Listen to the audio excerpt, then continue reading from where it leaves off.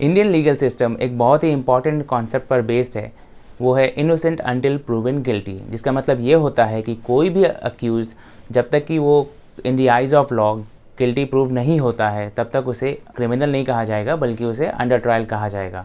और जिसके चलते एक आम आदमी ही नहीं बल्कि एक अरेस्टेड पर्सन को भी हमारा संविधान और दूसरे कानून कुछ राइट्स देते हैं जिसे बिल्कुल भी इग्नोर नहीं किया जा सकता है। सो हे गाइस, मेरा नाम है सूर्या और आज हम बात करेंगे ऐसे ही कुछ राइट्स के बारे में जो हमें हमारा इंडियन कॉन्स्टिट्यूशन और कोड ऑफ क्रिमिनल प्रोसीजर देता है एक अरेस्टेड पर्सन के लिए। और हम ये भी जानेंगे कि क्या आपको जानना ज़रूरी है अगर कोई पुलिस ऑफिसर आपके घर पर आए आपको अरेस्ट करने के लिए। और हम ये भी देखेंगे कि क्या होती है एक पुलिस ऑफिसर की ड्यूटीज़ एक अरेस्टेड पर्सन के लिए।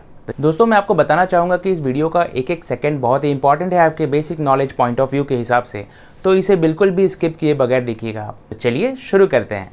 तो एग्जाम्पल के तौर पर समझते हैं कि एक इंसान है और उसने कोई क्राइम किया है। अब उसने क्राइम तो कर दिया है, अब क्राइम करने के बाद अगर पुलिस उसके घर पर आती है उसे अरेस्ट करने के लिए विदाउट अरेस्ट वारंट, तो उस सिनेरियो में उस इंसान का पूरा राइट है कि वो उसे बताया जाए कि वो से अरेस्ट जो हो रही है वो किस ग्राउंड पे की जा रही है। और इसे कहा जाता है right to know the ground of arrest, जो कि हमें सेक्शन 50 क्लॉज 1 CRPC में लिखा गया है। अब अगर अरेस्ट जो है वो अगर अरेस्ट वारंट दिखाने के बाद की गई है तो उस सिनेरियो में भी according to section 75 of CRPC police वालों की ये ड्यूटी है कि वो अक्यूज पर्सन को ग्राउंड्स ऑफ अरेस्ट बताएं। अब अगर ये अरेस्ट जो है वो अगर कोई सबॉर्डिनेट पुलिस ऑफिसर करता है अपने सीनियर के कहने पर सेक्शन 55 के तहत, तो इस केस में भी उस सबॉर्डिनेट पुलिस ऑफिसर को अरेस्ट करने से पहले अक्यूज पर्सन को एक रिटन ऑर्डर दिखाना होगा और उस रिटन ऑर्डर में साफ साफ लिखा होगा कि उसको जो डेजिग्नेट किया गया है उस अरेस्ट करने के लिए वो उसके सीनियर ने उसको डेजिग्नेट किया है।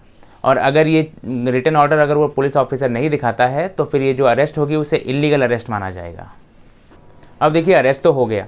अब अरेस्ट होने के बाद पुलिस वाले या फिर कोर्ट उस व्यक्ति से कुछ सवाल जवाब तो करेंगे ही। अब इस केस में उन सवालों का जवाब उसे देना है या नहीं देना है वो टोटली डिपेंड करता है अरेस्टेड पर्सन के ऊपर, और ये अधिकार उसे देता है article 20 clause 3 of Indian constitution. और अगर उसकी ये चुप्पी है तो इस चुप्पी को प्रोसिक्यूशन या फिर पुलिस वाले उसके अगेंस्ट में यूज़ नहीं कर सकते हैं कि भाई अगर ये चुप है तो फिर उसने क्राइम किया है तभी वो चुप है, ऐसा नहीं किया जा सकता है। अब अगर जो ऑफेंस है जो अक्यूज़ ने किया है वो अगर बेलेबल ऑफेंस के कैटेगरी में फॉल करता है तो पुलिस वाले की ये ड्यूटी होती है कि वो अक्यूज़ को बताए कि भैया तुम्हारा जो ऑफेंस है वो बेलेबल है, तुम इसमें बेल के लिए अप्लाई कर सकते हो। और ये अधिकार जो होता है उन्हें सेक्शन 50 क्लॉज 2 ऑफ CRPC देता है, क्योंकि ऐसा अक्सर होता है कि जो इंडिया में जितने भी क्रिमिनल्स होते हैं वो जो ऑफेंस करते हैं उन्हें ही खुद नहीं पता होता है कि उनका जो ऑफेंस है वो बेलेबल ऑफेंस के कैटेगरी में फॉल करता है या नहीं करता है। तो इसके लिए पुलिस वालों को ये ड्यूटी दी गई है कि वो बताएं अक्यूज़ लोगों को कि भाई उनका जो बेल है, उनका जो ऑफेंस है वो बेलेबल कैटेगरी में आता है। दोस्तों, अब तक हम बात कर रहे थे घर से लेकर लॉकअप तक के बारे में। अब हम आगे बढ़ते हैं लॉकअप से कोर्ट का सफ़र। तो पुलिस वालों की ये ड्यूटी होती है कि किसी भी अरेस्ट किए हुए पर्सन को 24 आवर के विद इन एक मजिस्ट्रेट के सामने प्रोड्यूस किया जाता है।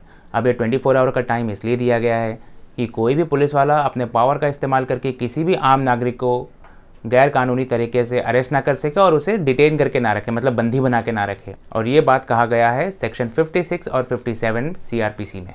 ये जो 24 आवर का टाइम फ्रेम है इसके ऊपर एक केस लॉ है, शरीफ भाई महबूब वर्सेस अब्दुल रज़ाक। इसका साइटेशन मैं आपको नीचे डिस्क्रिप्शन में दे दूंगा। तो इस केस में बॉम्बे हाई कोर्ट ने यह कहा था कि that if the police officer fails to produce an arrested person before a magistrate within 24 hours of the arrest he shall be held guilty of wrongful detention. इसका मतलब ये होता है कि अगर पुलिस ऑफिसर अरेस्टेड पर्सन को 24 घंटे के पहले प्रोड्यूस नहीं करती है तो उस अरेस्ट को रॉन्गफुल अरेस्ट माना जाएगा और इसे रॉन्गफुल डिटेंशन कहा जाएगा। अब आई ट्रायल की बारी। तो ट्रायल शुरू होने से पहले एक वकील की तो ज़रूरत पड़ेगी ही उस अरेस्टेड पर्सन को, तो उसे इंडियन कॉन्स्टिट्यूशन का आर्टिकल 22 क्लॉज 1 और सेक्शन 50 क्लॉज 3 CRPC का उसे ये राइट देता है कि वो अपने पसंद का कोई भी लीगल प्रैक्टिशनर हायर कर सकता है। मगर क्या हो कि अगर उस अक्यूज़ पर्सन के पास लीगल प्रैक्टिशनर को हायर करने के पैसे ना हो तो उसे बिल्कुल भी घबराने की ज़रूरत नहीं है, क्योंकि लीगल सर्विसेज अथॉरिटी उन लोगों को फ्री लीगल एड देती है जो कि वकील की फ़ीस पे करने के लिए सक्षम नहीं है। मगर ये जो फ्री लीगल एड की सर्विसेज होती है वो ट्रायल शुरू होने के पहले ही अक्यूज़ पर्सन को अप्लाई करनी पड़ेगी। दोस्तों, एक और बहुत ही इंपॉर्टेंट राइट जो हमें इंडियन कॉन्स्टिट्यूशन का आर्टिकल 21 देता है वो है right to fair and speedy trial. अब फेयर का मतलब तो ये होता है कि भाई कोई भी जो ट्रायल चले उस ट्रायल में कोई भी भेदभाव या फिर कोई भी ऐसी एम्बिग्यूटी नहीं होनी चाहिए। और स्पीडी ट्रायल से ये मतलब है कि कोई भी अगर इंसान को ये क्राइम करता है जिसकी मैक्सिमम सज़ा जो होती है वो 2 साल की है, तो उस केस में जो पुलिस ऑफिसर जो होते हैं, इन्वेस्टिगेशन ऑफिसर होते हैं, उन्हें अपनी इन्वेस्टिगेशन 6 महीने के अंदर में समाप्त करनी होती है। तो दोस्तों ये था हमारा वीडियो एक अरेस्टेड पर्सन के अधिकार के ऊपर। तो अगर आपको हमारा ये वीडियो अच्छा लगा हो तो हमारे चैनल को लाइक करें, सब्सक्राइब करें और अपने फ्रेंड्स और फैमिली के साथ शेयर करें।